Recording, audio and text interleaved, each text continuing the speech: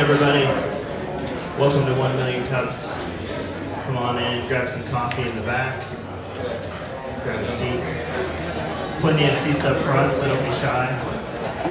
My name's Dustin Curzon. I'm one of the organizers for 1 Million Cups. We are an entrepreneurial community here to support startups, to help educate both startups that are presenting today and then also you all who are in the audience. So feel free to ask questions. Each company will present for 6 minutes. And then there'll be a Q&A time. Tim will be running the Q&A, so look for him. I want to say a special thanks to Foolish Things for letting us use this space, and also for making the coffee, and to Pekka for providing the beans for the coffee. They're awesome. So beyond that, we're going to get started. So our first company is actually an update. ReTenant presented. Refill. Sorry, we're going with the coffee metaphor. It's a refill. They presented in December, I think, of last year. I think it was December. ReTenant is a white label apartment app for apartment complexes. Really cool company, so we're having them come back, and they've got, I guess now 9 months, 10 months of experience in doing sales and traction, and just see what that looks like. So Rania, the CEO of ReTenant, is here to present, so give her a warm welcome. Yeah. Be warned. I've been caffeinated, and I'm operating a PowerPoint, so all sorts of bad things can happen. So question, how many of you sleep with a phone within arm's reach? Raise your hand. Okay, higher. Let's see them higher. Okay. By the way, we do lots of audience participation, so just get ready. How many of you have the Facebook app on your phone? All right. How many of you still type in www.facebook.com to check out what your friend is doing or whose child's gone to school? Raise your hand. I see 1, 2, 3. Okay, so 3 of you. Last kind of question. How many of you get the Tulsa World in paper form? All right, 2, 3. Who here checks it out on www.tulsaworld.com? Raise your hand. All right, so more of you. ReTenant was a company created to address the issue of this miscommunication. What miscommunication? That is, apartment communities continue to try to talk to their residents via flyers, maybe via one posted flyer, maybe even a portal. But their residents, much like all of you, live on their phone. All right, so residents are mobile, apartments are not. So what does that mean? That means that someone needs to turn off your water because a water main was broken. You go to the shower, no water comes out. You have no idea. You don't know if it's because your wife forgot to pay the water bill. You don't know if it's because of your next door neighbor. You don't know. Flyers are not time appropriate, time responsive. It's not an easy or quick way to tell people what's going on. So ReTenant was created out of this need to provide instantaneous communication to residents, while allowing property managers an easier way to hear about things like maintenance requests. So Rania, we've got this idea for this app. Whoops. Did I not tell you guys we were going to have problems today? So we have this idea for the app. Why don't all these apartment communities have their own app? Cost, right? If you want a custom app, you're looking at anywhere from $50,000 to $250,000 to build an app that can deliver what you may need as the apartment complex. Not to mention the ongoing monthly cost of maintaining it, and every time you want to update that, hiring a developer to do so. So what did ReTenant do? We created a white label app platform to make it incredibly easy on apartment communities, not to mention cost effective, to have one. So, that's sort of what an app might look like on there. And as you can see, the Cascada is highlighted. What this means is if you live in the Mayo complex downtown, when you go to the Apple Store or the Google Play Store, you don't look for some generic app named ReTenant, you look for the Mayo app. If you live at the Cascada, you look for the Cascada app.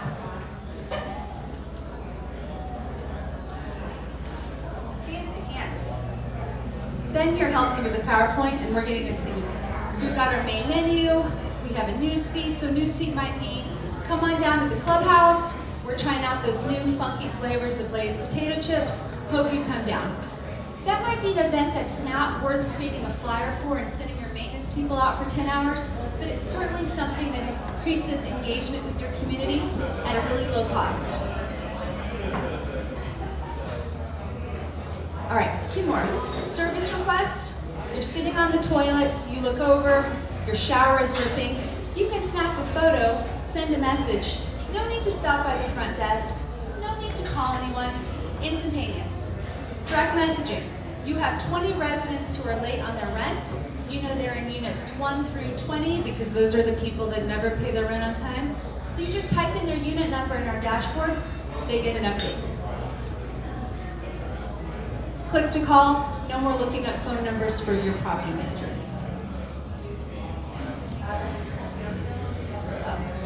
Before I go on, so Rania, what happens if I'm the property manager and my tenant won't download the app? How do you make sure I stay in contact? We have a pretty neat way of doing that. That is our SMS text backbone. So if you refuse to download the app, you'll still get essential messages via text. And one of the things that we're working on is helping landlords develop lease language, requiring their residents to keep the app as their method of communication. Additional revenue streams, so things that we've been working on the last few months. Looking at homeowners associations, student housing, even commercial. Is that one left? Yes. Oh wow, I'm going to move this little party along. So I2E led our last round. We've spent the last 9 months focused on testing our sales model. So we had a founder who used the technique initially of door-to-door, walking in, telling the story of a founder who came up with an idea, a local business, support us. We realized that wasn't scalable. So what have we done? We've hired a director of sales, a second salesperson, and what they focus on is seeing if a cold call approach would work. We've also started working on a potential ad channel model to see about alternative income. Well, so sales growth. If you guys can see, Ben Feralt, our marketing manager back there, highlighted this piece. And ordinarily I'd have you all stand up, because he for some reason picked yoga businesses, which I thought was funny, and I was going to have you stand up, touch your toes.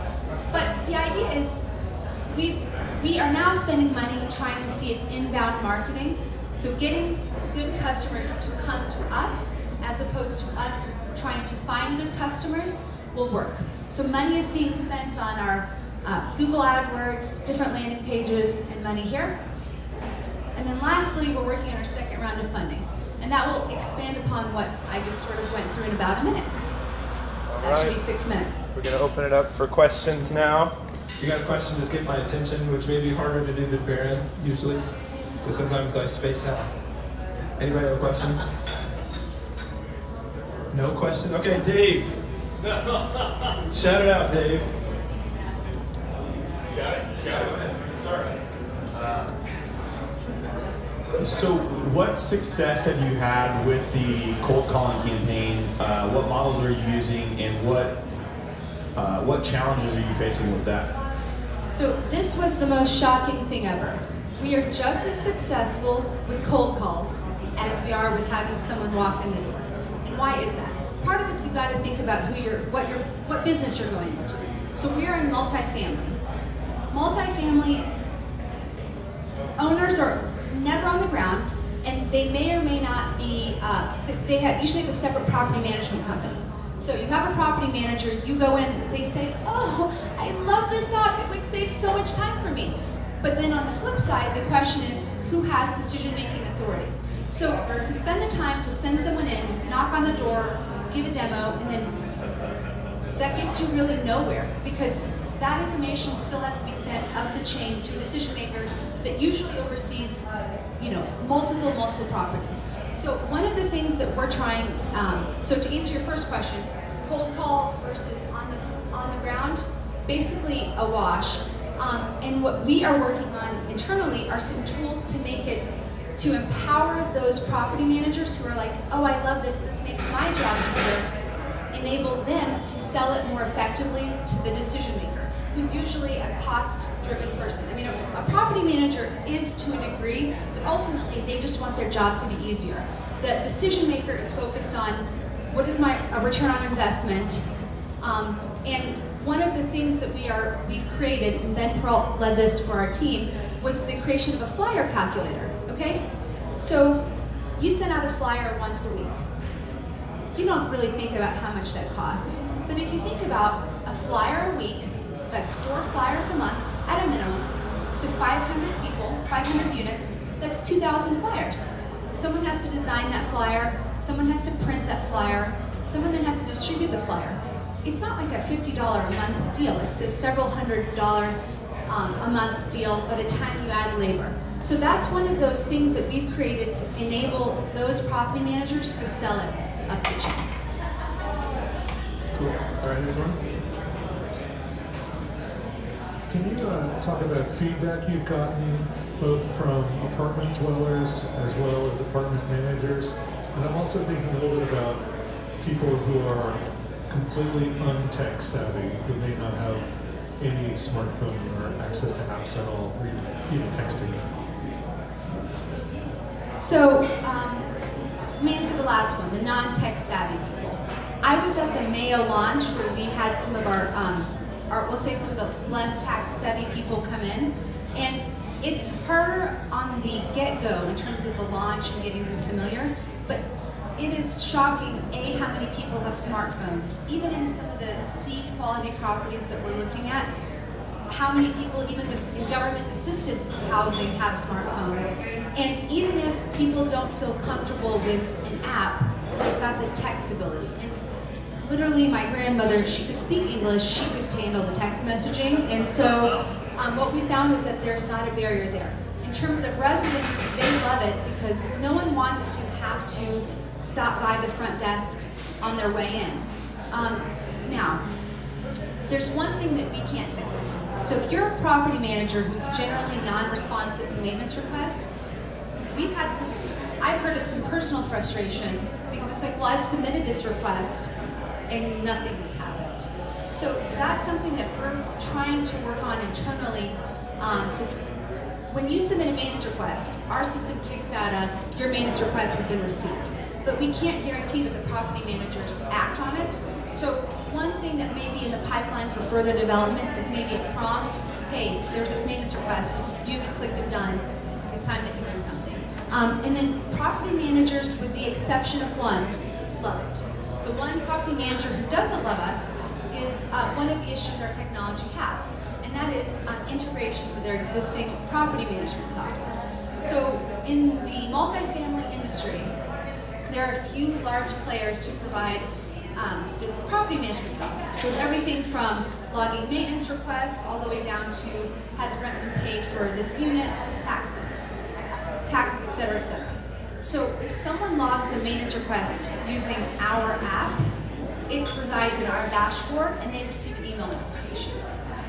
That doesn't necessarily go into their back-end system where maintenance requests that they've logged in or have come in from maybe their resident portal are. So there's now 2 places. We still think we're better than the status quo, and in that case what we decided to do is say, okay, we'll take out our maintenance feature and we'll provide a link into your existing property management software, which is an inconvenience on the resident, but if the property manager is saying you're creating extra work for me, that's where we are right now. Yes, sir. You described some of the costs that a property manager would incur in printing brochures and notices and what costs other than that do you replace, and what is the cost of your service to any property owners? Okay, so what other costs do we replace? So the goal of ReTenant, when it was created, was to increase the retention of residents.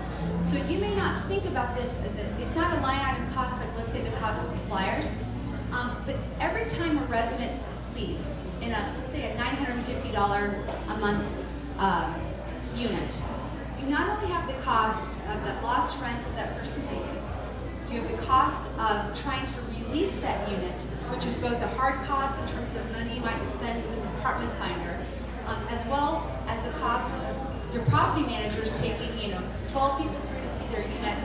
Then you have the cost of also refurbishing that unit up to brand new to get the next person in the door. So numbers have shown that a $950 unit to release is approximately a $2,000 to $3,000 to $4,000 cost. So one of our contentions, which we're too new to yet have proven, is if we keep a resident there, we keep one resident there longer or prevent them from leaving to your neighbor, we've saved you more than the cost of the app. So what does the app cost? We charge a setup fee. It can range from $500 to $1,500 depending upon a variety of things. How many properties, are we running a special, all sorts of things. And then our cost per unit ranges from $1 to $3 a unit. Again, it depends on a whole slew of factors. But if you're looking at, let's say, a 300-unit complex, and you come in at $1 a unit, you are at $3,600 annually, which again is well under the cost of that one unit turning over. And our flyer calculator will show you is pretty darn close to the cost of those flyers. Not to mention the amount of time that property managers save by not being on the phone every time someone has to call in a maintenance request. Those times adds up. That loss of efficiency, it all adds up for our property managers. I keep forgetting there's an announcement. We have 2 coffees back here for Will. They may be lukewarm by this point, and I'm sorry. But they're in the back for you. Try it, take it. I think it's great. I'm really fascinated by the strategy you guys have changed to help save apartment complexes money. Have you guys thought about any ways to actually make apartment complexes money?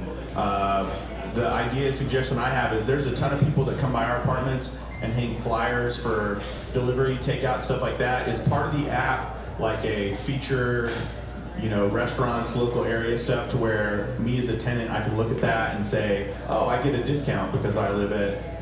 Dave, have you been bribed? I'm not. Here? I'm not. Do you need a job?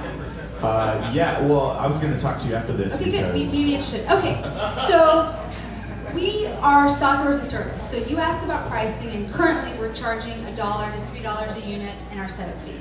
We are actively pursuing an alternative possibility, and that is a highly reduced rate on the app and letting us sell the Jesus out of some really good deals to the complexes. And the reason is we have good end user engagement. So if we can get you in the app, you like the app, you've got to get in there to maybe pay your rent, you've got to get in there to see what's happening at your complex. Maybe you've got a pet and you want to see who else is going to take their dog to the dog park. We think that'd be a great place to put, a vet ad. We think that Domino's would really like to be able to say, hey, residents of this building that's, half a block down, are you hungry? It's 5 p.m. Stop on by and we'll greet you with a piping hot pizza for $9.95. You're going to get dinged and you're going to be on your way home. You're going to be like, I want that piping hot pizza. And you're going to turn around and you're going to get that pizza. And so we are, in this next round of funding, we've included some money in our super budget to build an ad platform and to pay for developer costs, because otherwise we're going to be sort of one-offing these ads, which is okay to kind of test, but it's not okay in the long term. Some of the fun challenges with new technologies is the acceptance rate, getting people to use it, download it. How do you encourage that and make that happen, especially with, you always have the legacy guys, it's usually the CFO or whatever that says, well, everyone gets my paper flyer, how do I make sure everyone downloads the app so they get the flyer? Sir, you'd be starting with a lie. Not everyone gets your flyer. Your flyer blows off the door, your flyer is tucked, your child eats your flyer.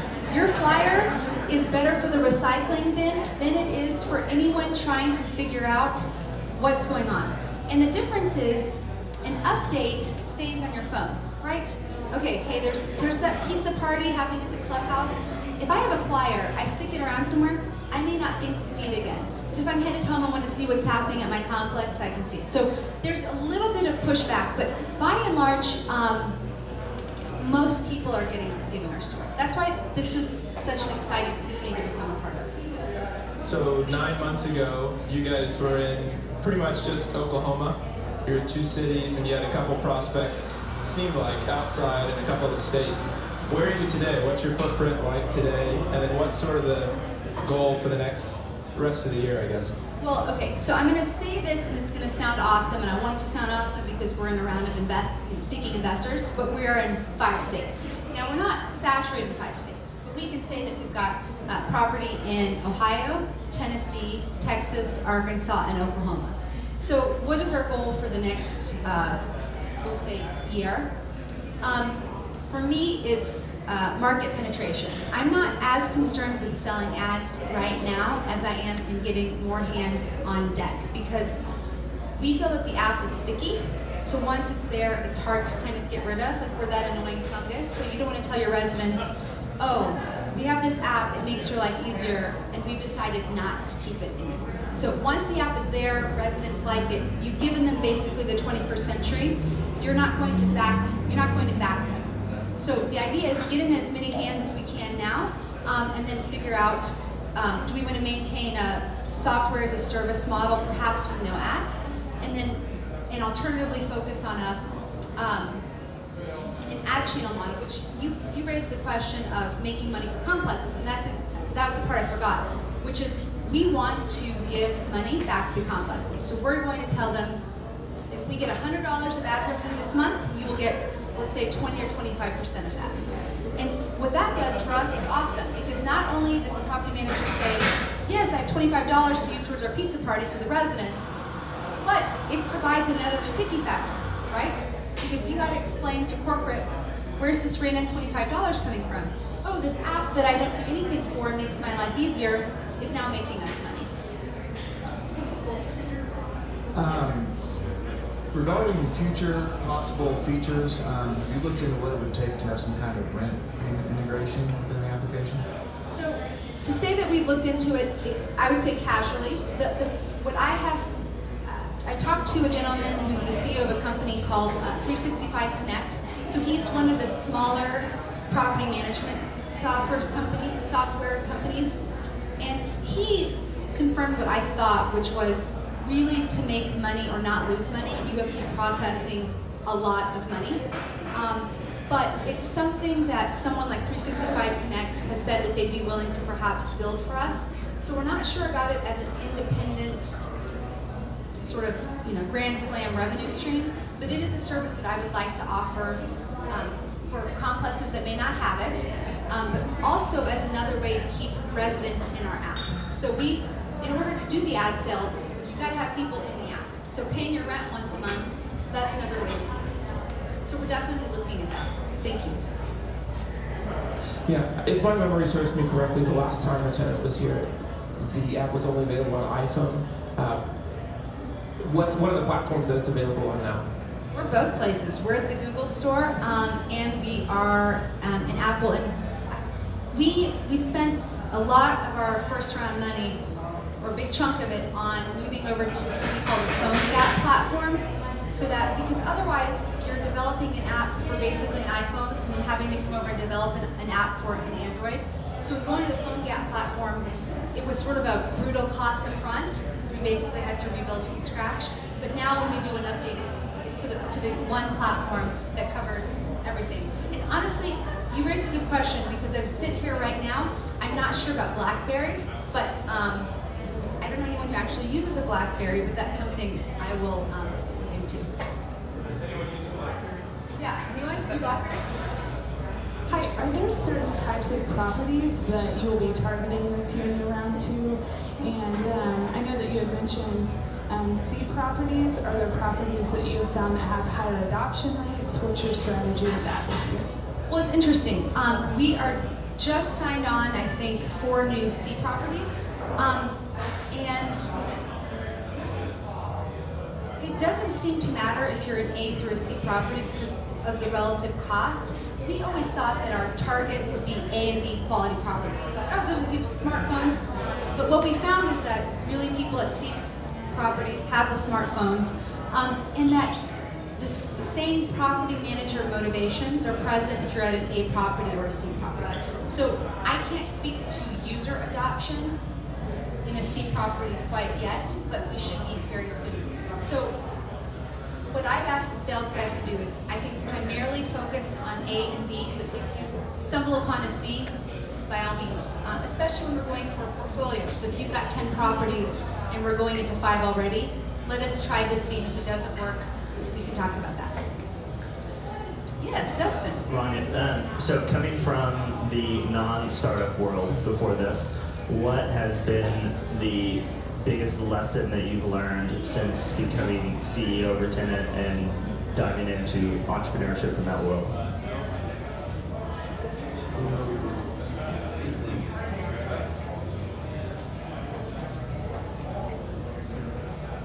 Okay, so I was a partner at a firm called Gable in town before I left to do this, and lawyers, by and large, work solo, and happily so.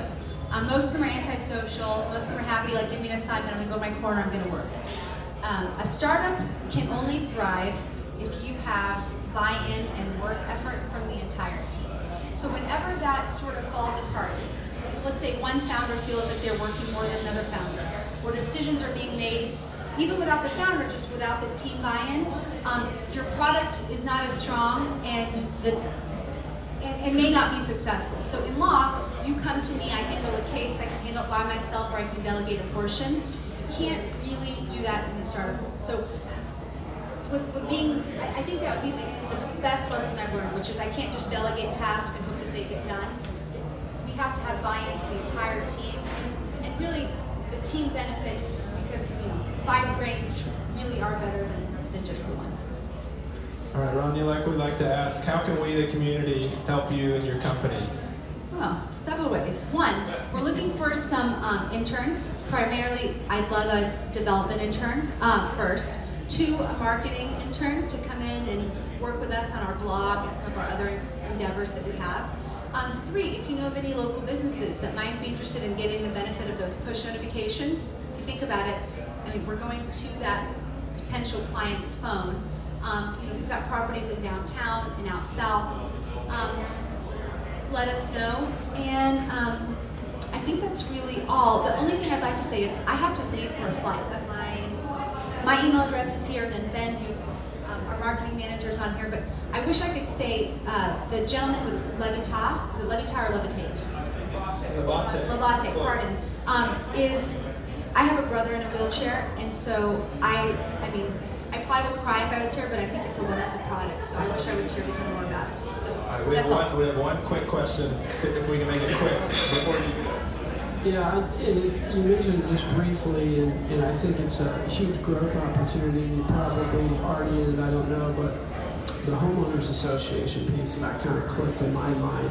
A little easier to get into because it's, guys like me sitting around with 3 other people making that decision, and board of directors, it changes every year, whatever it may be, and 400 homes, 200 homes, all in one, place. And Facebook has been great for that for us, but I think the app will be utilized a little better, and I think you have some more growth opportunities there. Okay.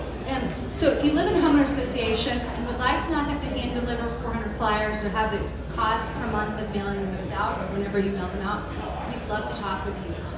We've met with Collins & Associates as one. They've got 45 different homeowners associations that they manage, and so cost to value, I don't think you can beat us. So great suggestion. Thank you, Peter. All right, well, thank you. Let's give a hand for Rania and ReTenant.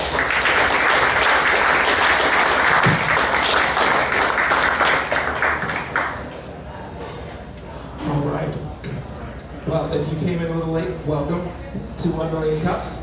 My name is Baron Ryan. I'm one of the community organizers here. And as always, if you are not on our email list and would like to know who's presenting each week and what the announcements are, just send us an email to tulsa@1millioncups.com. We announced this last week. An alumnus of 1 Million Cups Tulsa, Civi, has launched a Facebook group for. Dustin just was smiling really big and walked up with his phone. I didn't know what was going on. City launched a Facebook group for entrepreneurs by entrepreneurs, which is kind of like 1 Million Cups, but it's on Facebook. So join that group, and there's some really cool stuff being posted. Okay, and now Tim's doing the same thing. The Forge is accepting applicants for tenants in their workspace. So if you are a startup and would like to move out of your attic or garage or wherever you are, then go to theforge-tulsa.com. And it's not right here, it's in that general direction. But it's still downtown, so it's way cool. So go there if you're interested in finding some workspace. Dave Berlin right here is, and let's see, Discharge to In Charge, right? Are hosting an event this Saturday called Reps for Vets. You can go work out with celebrity trainers, and the proceeds of the event go to what exactly? Tulsa Veterans Treatment Board. Tulsa oh, there it is, right at the bottom. If you can read that text. So that's this Saturday 9 a.m. at Veterans Park. Next week we have a special edition of 1 Million Cups Tulsa. We're going to feature the South Downtown section of Tulsa, and that's going to include. Tim, can you help me out a little bit? It's going to feature next week. We're featuring. So next week we're featuring Boston Avenue Multisport Project, which, if you were here for Street Cred, they won the design competition. So they've got a really cool development they're working on, and then also something called the Tulsa Startup Village, which is this building right here. We'll be presenting that next week. So you get to hear some of the development work that's happening in the entrepreneurial community downtown. Okay, and that's next week, so you want to make sure you come. Lastly, we have these cool travel mugs. Look at this, 1 Million Cups. Very cool. And we'll get to give one of these away today. So if you are here for the first time, would you please raise your hand and keep it raised? Okay, because there's a mug on the line. Okay, excellent, thank you. Now, if the person who invited you here is in the room, will you please point to them? If not, then you can put your hand down. Okay, so one there, one. Do we have multiple people over here? Oh, you're pointing at me. Okay, that doesn't count. All right, so we have 3 people. You, sir, and then you, sir. Yes? No, who are you pointing at? Oh, Taylor, and then Kinda. All right. Will each of you please pick a number between 1 and 100? 33. 44. 7. Okay, you need to. No, you get it because you didn't go over. The number was 20. So, well, congratulations. Okay. We'll give one of those away every week. It may not always be that method, but come, you never know. You might as well invite somebody new just in case. Okay, our next presenter is out of Norman. Their product was developed, I believe, through the CCW program. Am I right? Okay, and they'll tell us a little bit more about what that is and what their product is all about, which is a wheelchair lift. So let's give a hand for Ethan and Dylan with Levaté.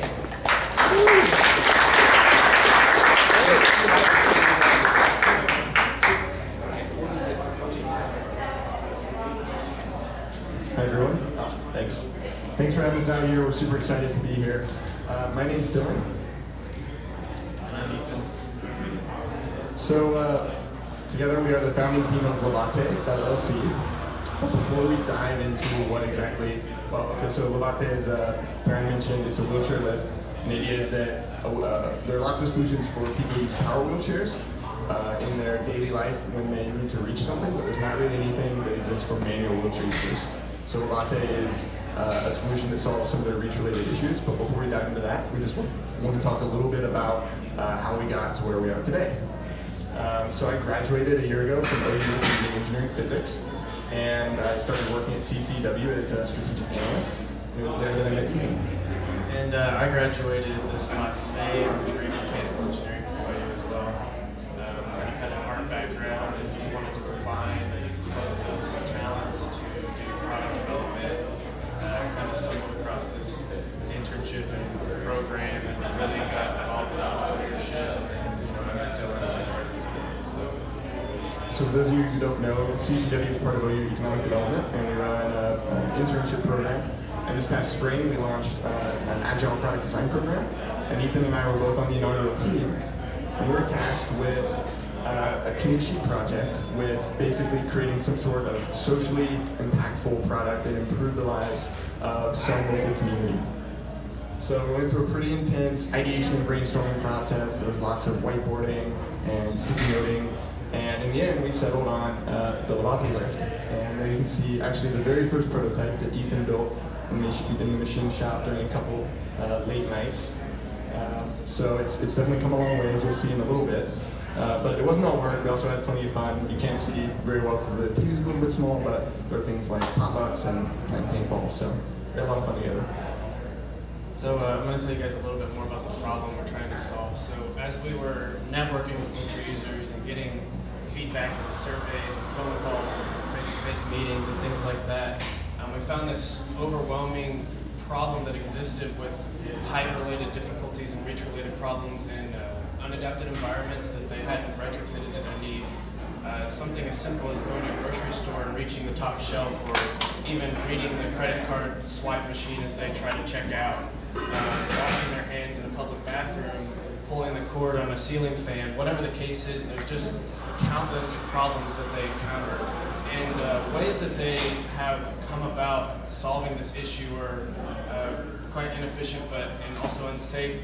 We've heard from 2 different wheelchair users that they'll throw objects at things on the top shelf at a grocery store just to retrieve them before they have to ask someone else for help, or knock them off with a broomstick from the supply aisle, or things like this that they want to try to remain independent, but they're just not safe. So we came up with a more sensible solution that we're calling Levaté. And it's an easily attachable, detachable aftermarket wheelchair lift to help them remain mobile. It has a completely safe, expanding base so that they will not tip over whenever they're lifted up. And it raises them at least 12 inches from the ground, which we found to be a sensible height to actually make a difference in their reach-related difficulties. And works pneumatically right now by lifting them with air. This is one of our most recent prototypes that has a paintball canister that lifts 2 small pneumatic cylinders that are welded in opposition called piggybacking.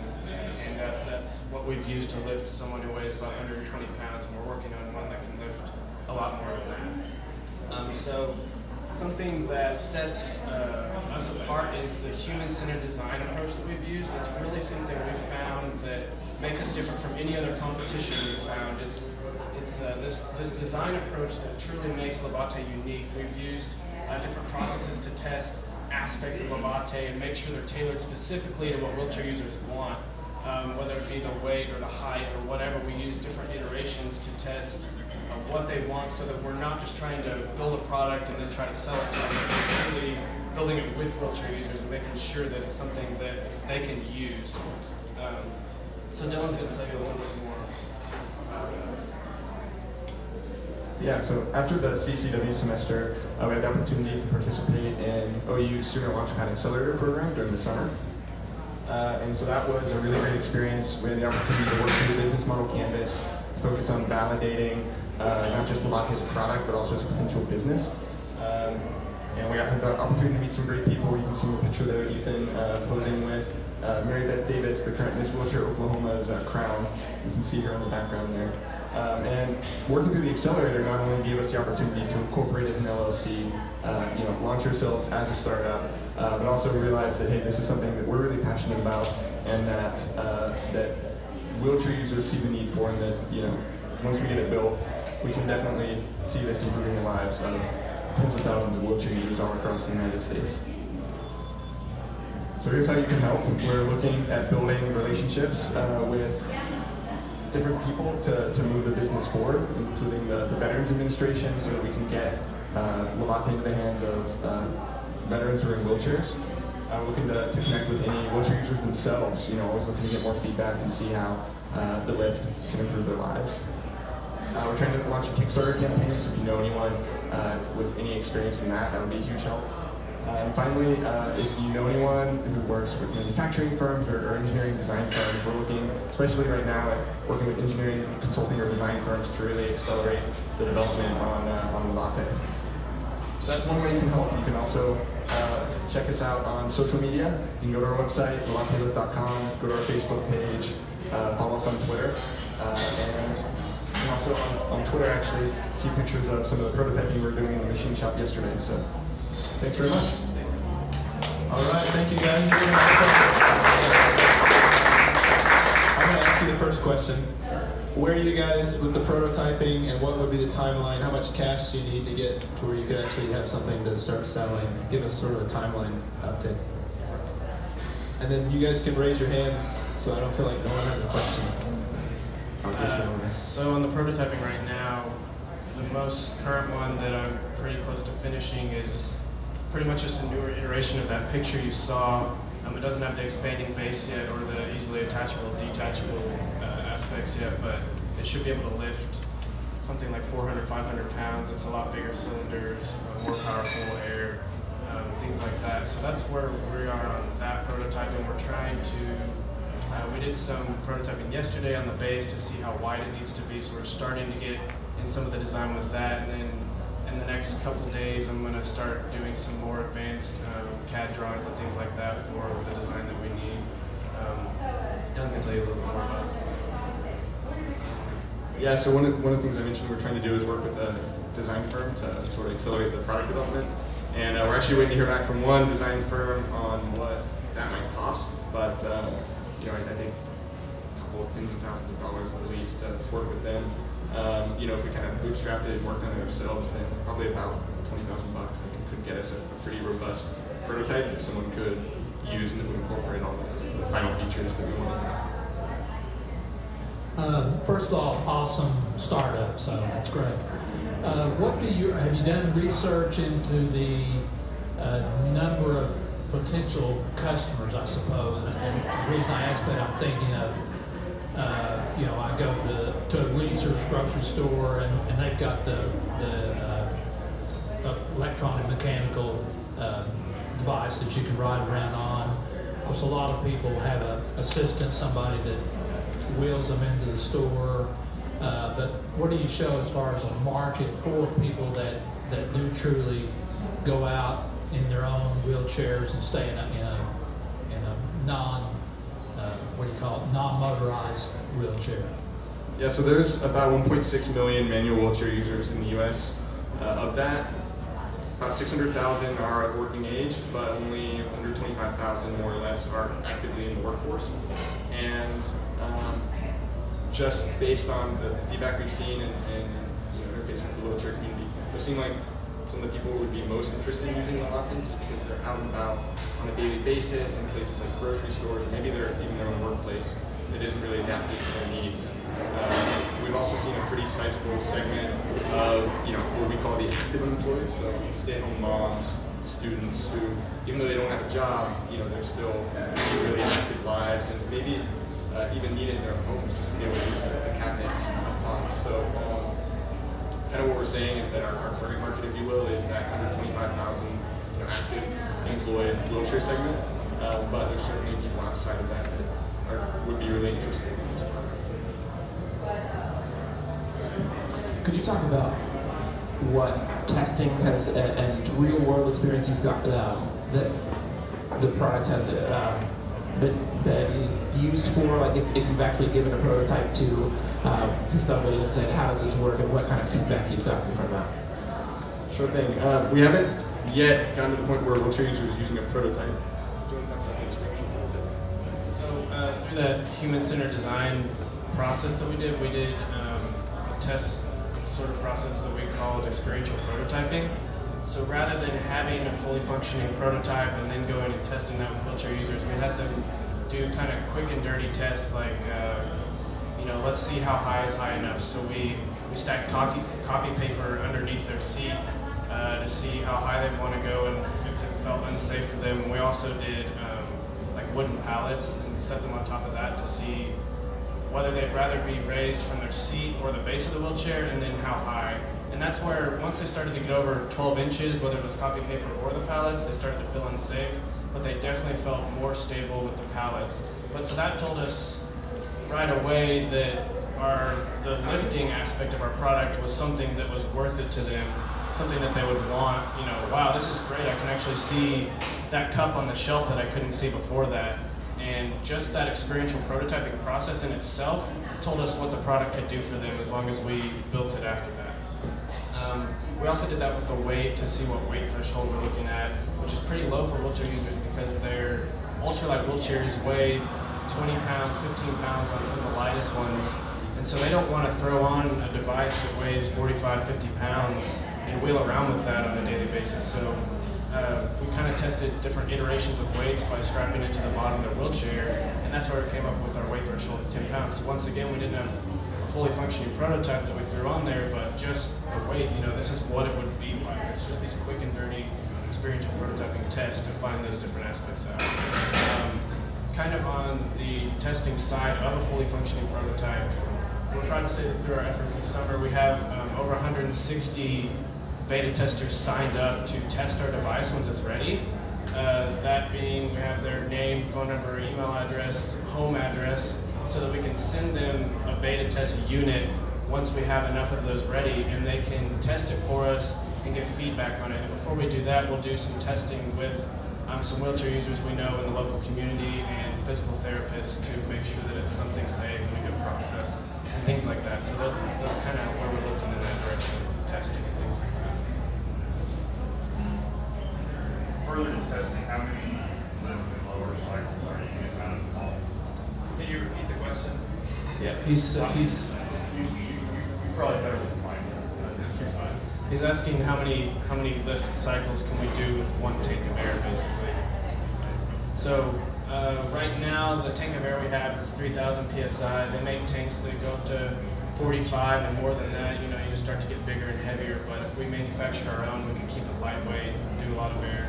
The one that I have that's 3,000 psi right now, I think in a fully enclosed system, we had some leakage a little bit on the last prototype, but it's something that's sealed correctly. We could probably get something like 15 lifts out of that, maybe 20.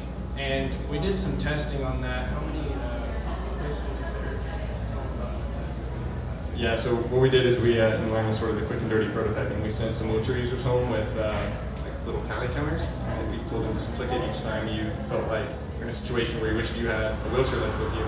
And the results day-to-day varied from about 5 to 20. So, with what we're getting out of that air tank, we're right on the mark to basically be able to provide the wheelchair user all the lifts they need during the day, just have them recharge it overnight. Speaking of that tank, a few months ago there was a speaker here that has a tank they're making for natural gas that would be a great resource for you because it's a super light tank that they're creating out of some fiber products and things, so something you might want to connect with the organizers to get that contact. Thanks very much, we appreciate that.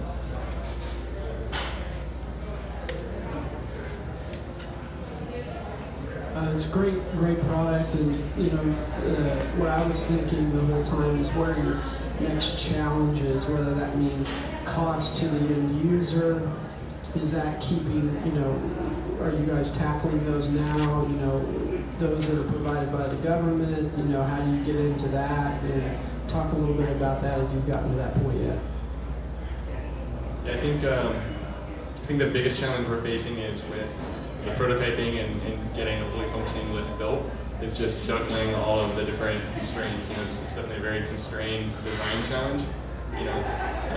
Getting to the point where it can lift a 300-pound person while weighing less than 10 pounds, being able to do it 20 times during the day, and also being inexpensive enough that, someone who maybe doesn't have a steady source of income, as many wheelchair users don't have, would be able to afford it.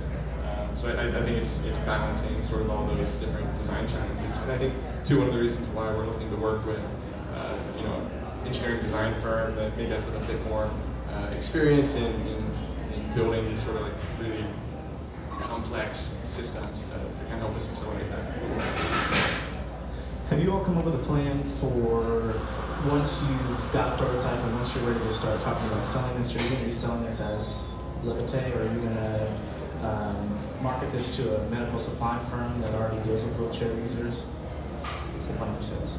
Yeah, so for now we're looking at mostly doing direct sales through our website, working hopefully with the VA to get it, to provide it through VA hospitals and through their OTs and PTs to veterans. And then also working with sort of nationwide networks of wheelchair dealers that wheelchair users come back to every 4 or 5 years to buy a new wheelchair.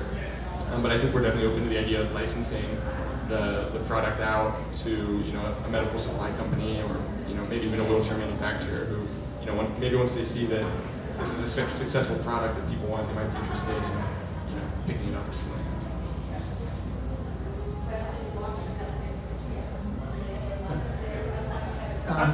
Are there any competitive products like this in the marketplace already? And if not, are you guys looking at patenting something like this?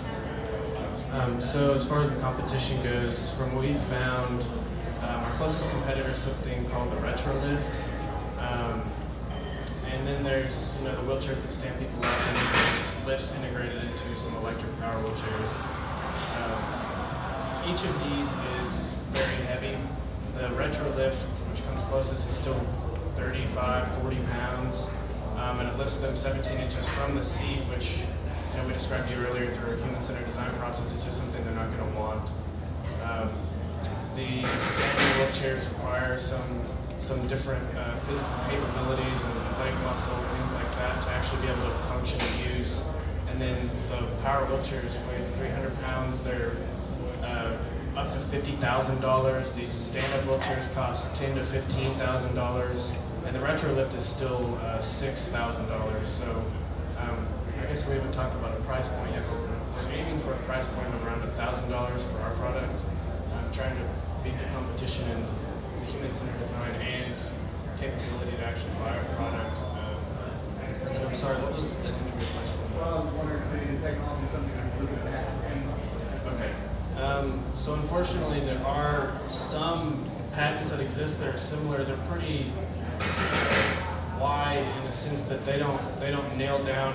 This is exactly what it's going to look like. It's just the idea of a wheelchair lift is patented. So we're working with Office of Technology Development right now to trademark our name, and then as the technology comes along, we will be patenting, for example, the easily attachable, detachable aspect of our product, and the expanding base and things like that that aren't specified in some of the patents that exist. And that's how we hope to protect the product. Well, you sort of answered my question. I was going to ask, instead of struggling with trying to add something to a wheelchair, how come you just didn't start from scratch and reinvent the basic function of the wheelchair to have that option? Because I don't know how much a wheelchair costs. So that's actually through our conversations with wheelchair users that they identified as something that was really, really important, that it is something that's really easily attachable, just because, like the Levo standing chair, like Ethan mentioned, it'd be useful for a lot of wheelchair users, but the fact that it weighs 45 pounds means that a lot of people can't even lift it into their car. Right? So kind of when a wheelchair user is getting into their car, they transfer in and they reach down and they pop the wheels off, they put the wheels into their car. And then they pick up the frame. And the frame by itself probably weighs only about 10 pounds. Anything more than about 15 pounds, and it's really, really hard to reach over and lift into their car. And so that's one of the reasons why it is so important that any successful product in this that does what Levaté does needs to be able to for you to just clip it on. You mentioned that the price initially you to be about $1,000, but what is the cost of use if I'm depleting the supply of air in the tank every day? Do I have to refill it myself, or do I have to go exchange it at some location? What do I have to do to keep being able to use the product? We're hoping to get it to the point where you can basically plug it into like a wall outlet and charge it up with an onboard pump or something like that. But worst case, we might be looking at wheelchairs having to go to sort of an outside store and charge it up from one of their air compressors, which they typically, I'd say like a paintball supply store where we bought the paintball air tank. That costs about $1 per 1,000 PSI. So to fill up a 3,000 PSI tank, that's $3. Yeah, and then we also talked about providing extra tanks so that, which an extra tank is about $50, so maybe, you have a week's supply of tanks, and, you just clip a new one on at the end of each day. where are you guys, who you talk to about funding? I mean, you're still nailing down what you need, but where are you guys in that process? What does that look like, you know, for the rest of the year, in the next year? What's your sort of runway looking like? So we were contacted initially through the Accelerator program this summer by I2E to be a potential client, but we needed to nail down our licensing agreement and work through some IP. So then currently we're working with Office of Technology and Development, who they're helping us do licensing agreement, but also there's a new venture fund where they're going to try, it's just a pool for startups and things like that out of OU that they're going to try to give us some money for. Whatever we can try to get from them, I2E has agreed to match. Also, as we start the process with I2E, they can put us in front of their board of angel investors, and we can try to get some more funding that way, and just try to kind of pool up this outside investing that I2E can match for us.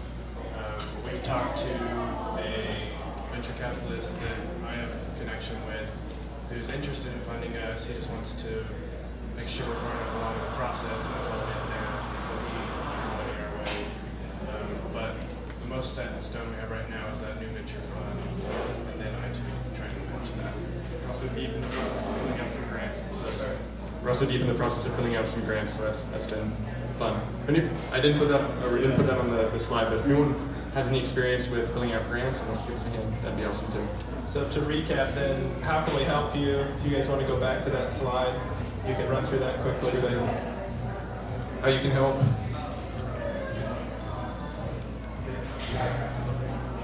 So if you know anyone with experience with grant writing, with anyone in the Veterans Administration, any wheelchair users you could connect us with, anyone who has experience with Kickstarter campaign, or just any connections with manufacturing or design firms, would be awesome. All right, do we have any final quick question? Anybody? All right, I'm going to hand it over to Ben.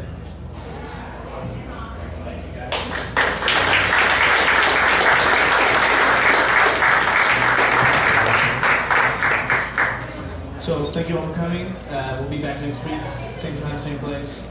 We're going to be talking about Tulsa Startup Village. I hear there are going to be free puppies at a coffee shop there. There will be a free spa that Tim will man. And then also, it's going to be awesome, the Street Cred design winners will be here. So come back and we'll see you then. Bring somebody and you might win a cup.